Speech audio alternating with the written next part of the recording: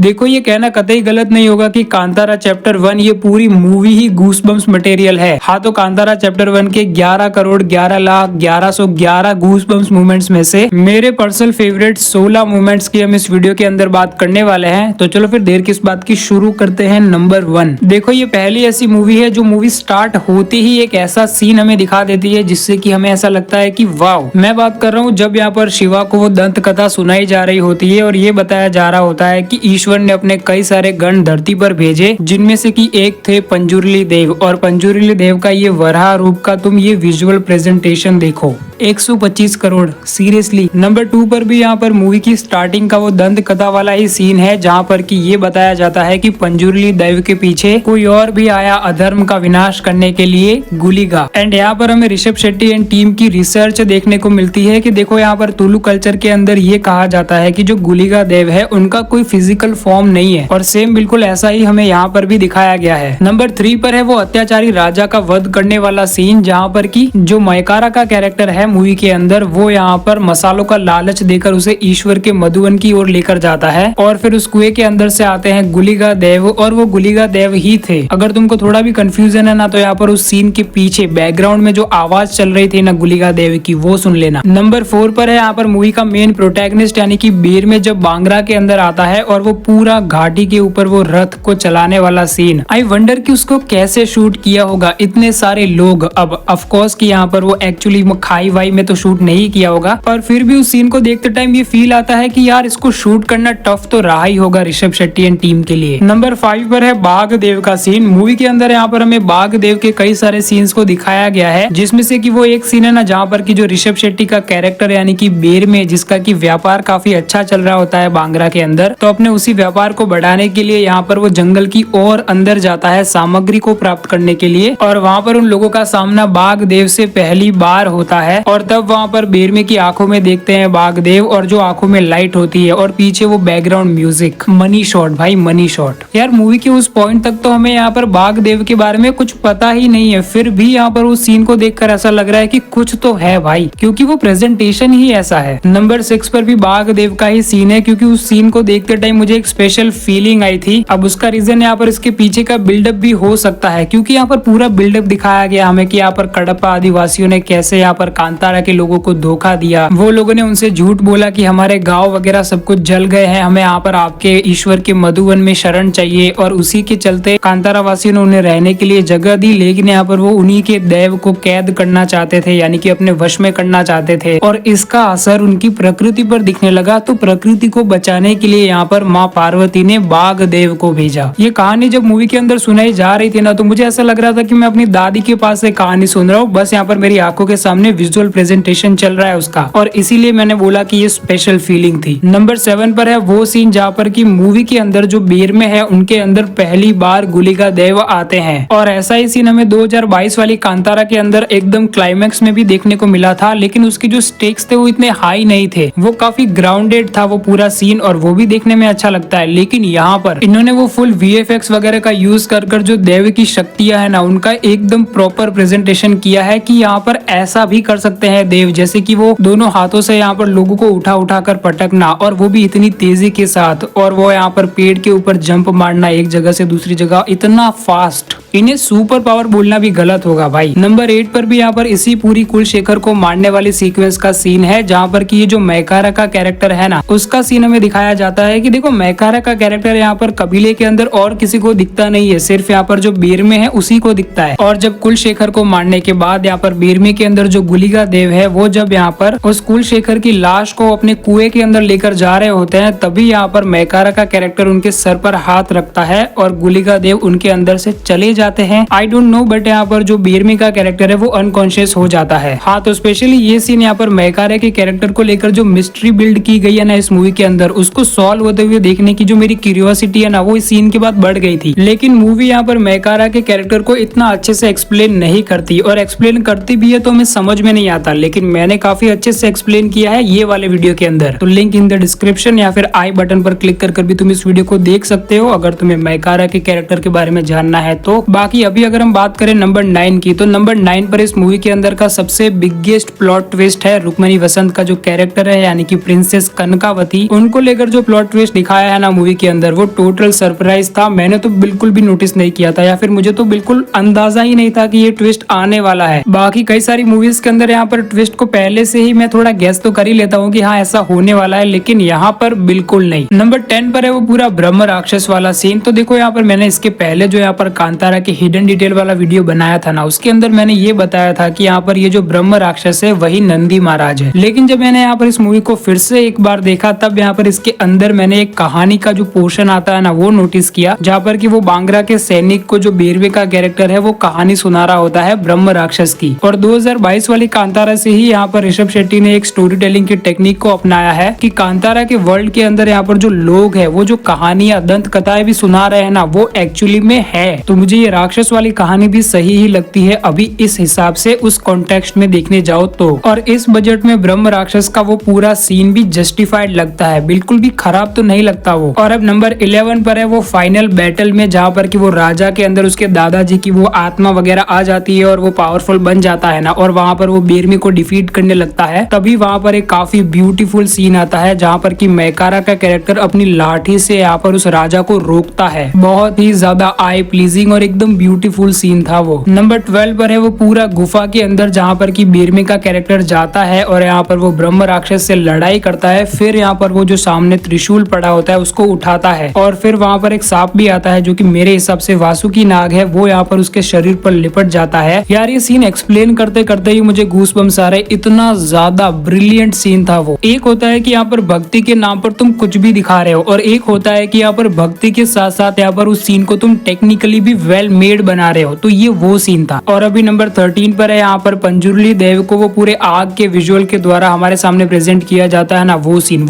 यहाँ पर मूवी की स्टार्टिंग में भी था और यहाँ पर एंड बैटल में भी था, जहाँ पर कि पंजुर्ली देव आग के रूप में आते हैं और यहाँ पर बेरमे और बाघ देव को बैटल के अंदर उतारते हैं। वो पूरा scene out of the world experience बोलते हैं ना, वो है। और बाघ देव और यहाँ पर गुलिगा देव जो कि बेरमे के अंदर है, वो यहाँ पर भागते हुए जब आ रहे हैं, वो सीन, उसके पीछे का बैकग्राउंड म्यूजिक, यार एक्सपीरियंस था यार ये मूवी के अंदर एंड में। और अभी नंबर 14 पर है वो सीक्वेंस जहाँ पर की जो ऋषभ शेट्टी का कैरेक्टर है यानी कि बेरमे, उनके अंदर जो गुलिगा देव की बड़ी बहन है माँ चामुंडी वो आती है, और वहां पर ऋषभ शेट्टी की जो परफॉर्मेंस है ना उसके अंदर तुम छोटे छोटे नुआंसेस को भी नोटिस कर सकते हो कि फीमेल की बॉडी लैंग्वेज यहाँ पर मैन की बॉडी लैंग्वेज से बिल्कुल डिफरेंट होती है। और यहाँ पर तो तुम्हें एक देवी को प्ले करना है यार, ये आदमी को कोई नेशनल अवार्ड दो बे। आई होप कि इन्हें नेशनल अवार्ड मिले, क्योंकि 100% डिजर्विंग मैन है ऋषभ शेट्टी। अभी नंबर 15 पर है यहाँ पर मूवी का मोस्ट सेटिस्फाइंग सीन, जहाँ पर की जो प्रिंसेस कनकावती है उनको माँ चामुंडी यहाँ पर गला उल्टा करके मार डालती है। वो सीन यहाँ पर इस मूवी का मोस्ट सेटिस्फाइंग सीन था, क्योंकि यहाँ पर कनकावती पर लिटरली मुझे गुस्सा आने लगा था भाई, क्योंकि मूवी के फर्स्ट हाफ में इतनी प्यारी दिखती है रुक्मणी वसंत, और फिर यहाँ पर सेकंड हाफ में डायरेक्टली ही चुड़ैल, मतलब वाह। And last but not the least यहाँ पर नंबर 16 पर है वो माँ चामुंडी का हाथ में त्रिशूल और ऐसे जुबान बाहर रखकर, हमने कई सारी फोटोज में भी देखा है ना माँ चामुंडी का, वो पूरा सीन रिक्रिएट किया है। और उसके पीछे वो डायलॉग चल रहा होता है कांतारा का, वो दर्शन वाला डायलॉग, सही में दर्शन थे वो। अभी मैं तो पर्सनली काफी ज्यादा ही एक्साइटेड हूँ यहाँ पर कांतारा चैप्टर 2 के लिए। तुम कितने ज्यादा एक्साइटेड हो मुझे कमेंट सेक्शन में लिख के बताओ। और अभी वीडियो खत्म, ये वीडियो कैसा लगा ये भी मुझे कमेंट्स में लिख के बताना। और ये वीडियो पसंद आया तो इस वीडियो को लाइक और चैनल को सब्सक्राइब जरूर से कर देना। मिलते हैं नेक्स्ट वीडियो में, बाय।